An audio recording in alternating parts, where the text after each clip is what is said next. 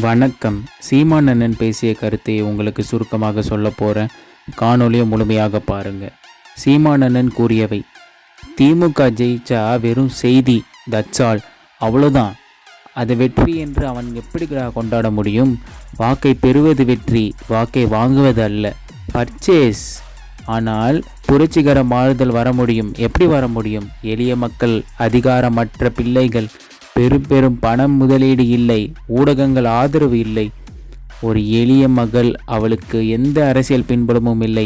படித்த மகள் எல்லாத்தையும் விட்டுவிட்டு இந்த மண்ணுக்கும் மக்களுக்கும் சேவை செய்ய வேண்டும் என்று வந்த எளிய மகளை, ஒரு பெண் மகளை விக்கிரவாண்டி மக்கள் ஆதரித்து, இத்தனை கூட்டணி கட்சிகளுக்கு இடையே ஒரு தனியாக நின்ற கட்சியில் ஒரு பெண்ணை தேர்வு செய்து வெல்ல வைத்து விட்டார்கள் என்றால் இந்தியா அரசியல் வரலாற்றிலே மாபெரும் புரட்சி.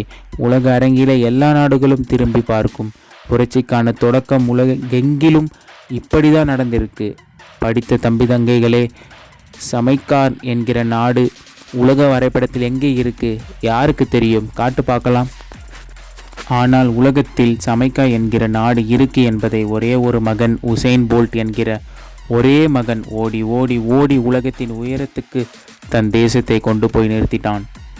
சமைக்கா என்றால் உசைன் போல்ட். அவனை மிஞ்சிய ஓட்டப்பந்தய வீரர் இல்லை, ஒரே ஒருத்தன். அது மாதிரி நீ ஒரே ஒரு உறுப்பினர். இந்த வாட்டி விக்கிரவாண்டி தேர்தலில் என் தங்கையை வெல்ல வச்சு அனுப்பு. உலகம் திரும்பி பார்க்குதா இல்லையா அனுப்பாரு. தமிழர் என்ற இனமுண்டு, தனித்தே அவருக்கு ஒரு குணம் உண்டு. மானமும் வீரமும் அவருக்கு உயிர் என்று இந்த விக்கிரவாண்டி தேர்தலில் காட்டு. மானமும் வீரமும் அவனுக்கு உயிர்டா. போட்டான்டா, ஓட்ட போட்டான்டா. வாங்கினான் காசு, 20,000 ரூபா வாங்கினான். நோட்டை விட நாடு தான் முக்கியம், எனக்கு முக்கியம், நாட்டு நலன்தான்டா முக்கியம்னு போட்டு காட்டு. ஒரு தடவை காட்டு. எங்களை போல பேரன்பு கொண்டு உங்களை காதலிக்க இனிமே எவனாவது தான் பிறந்து வந்தாதான். எங்களை போல உங்களோடு பேரன்பு கொண்டு நேசித்து நிற்கிற பிள்ளைகள் வேறு எவனும் கிடையாது. ஏன் இவ்வளவு அக்கறை? உங்களோடு பிறந்துட்டோம், உங்கள் வயத்தில் இருந்து வந்துட்டோம், விட்டுட்டு போக முடியல.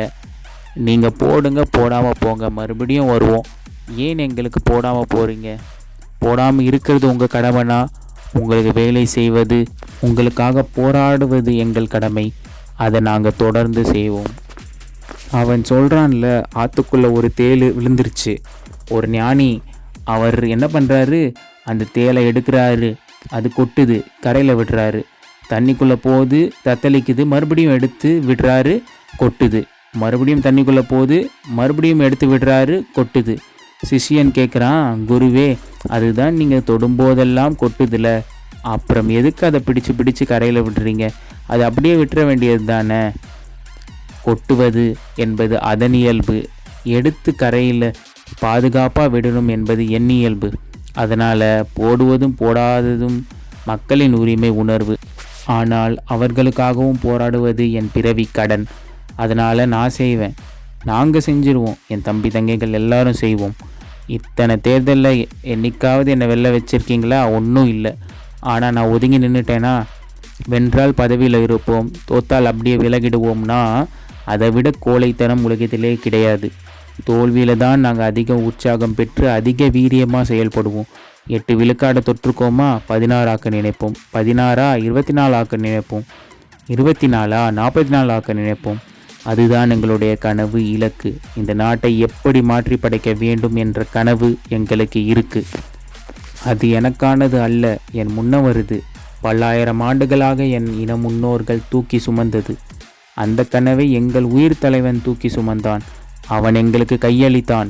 கோட்பாடு கொள்கைகள் புதிதல்ல, குடிதடி கோலோற்றும் மாநில மன்னன், அடிதடி நிற்கும் உலகு. என்ன அர்த்தம்னா, ஒரு குழந்தை அழும்போது ஒரு தாய் எப்படி தான் பெற்ற குழந்தைக்கு சேவை செய்வாளோ, இந்த நேரம் என் பிள்ளைக்கு பசிக்கும் என்று பால் ஊட்டுவாளோ, இந்த நேரம் உறக்கம் வரும் என்று தொட்டிலே வைத்து தாளாட்டுவாளோ, எப்படி தன் குழந்தைக்கு குறிப்பறிந்து சேவை செய்வாளோ, அப்படி குடிகளின் தேவை அறிந்து, நாட்டு மக்களின் தேவை அறிந்து சேவை செய்யும் மன்னனை போற்றி தோளும் என்கிறார் வள்ளுவ பெருமகனார் என்று நம் மன்னன் கூறியிருக்கிறார். வேறு என்ன கருத்துக்களை கூறியிருக்கிறார் என்பதை அடுத்த காணொளியில் கூறுகிறேன் என்று சொல்லி விடைபெறுகிறேன். நன்றி, வணக்கம்.